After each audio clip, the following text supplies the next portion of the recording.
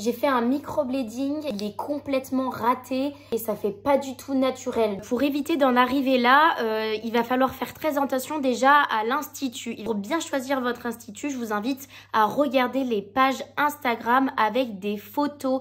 Les photos, c'est vraiment la clé pour voir si l'institut respecte bien la morphologie de votre visage, la morphologie de vos sourcils, pour ne pas aller au-delà de votre sourcil et rester dans quelque chose d'ultra naturel qui va parfaitement se fondre avec votre visage.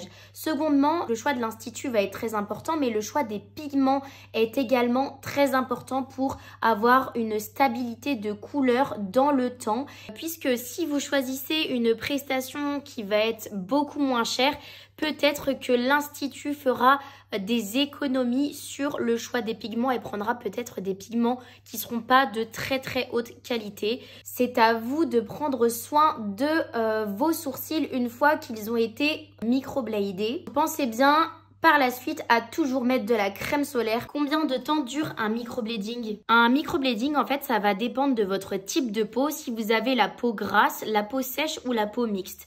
Un microblading, ça dure entre 6 mois à 1 an, voire 1 an et demi quand on a une peau mature.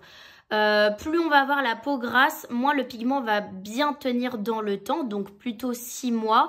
Et si on a une peau normale à sèche, le pigment au contraire va mieux tenir dans la peau, donc on va plutôt être dans les 1 an à peu près. Combien de temps dure le rendez-vous? Le rendez-vous dure entre 1h20 et 1h45. Est-ce que c'est hyper douloureux? Alors au niveau de la sensibilité, en fait elle est vraiment propre à chacun.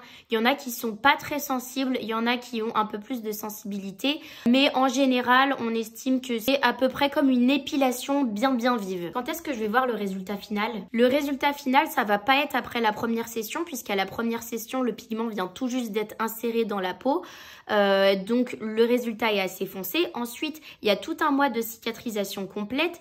Et ensuite, il y a une retouche à faire 1 mois après. Donc le résultat final, il est au bout de 2 mois. Est-ce que je peux éviter de faire la retouche dans 1 mois pour économiser de l'argent? Si vous ne faites pas votre retouche fixatrice 1 mois après, vous pouvez être sûr que votre microblading ne tiendra jamais dans le temps et il va s'estomper très rapidement. Est-ce que je peux faire du microblading si j'ai de l'acné? Alors, vous pouvez faire du microblading si vous avez de l'acné seulement si le jour du rendez-vous, vous n'avez pas de l'acné sur vos sourcils. Parce que si vous avez beaucoup d'acné sur votre sourcil, il faudra reprendre rendez-vous à un moment où du coup, vous n'aurez pas d'acné sur la zone sourcilière.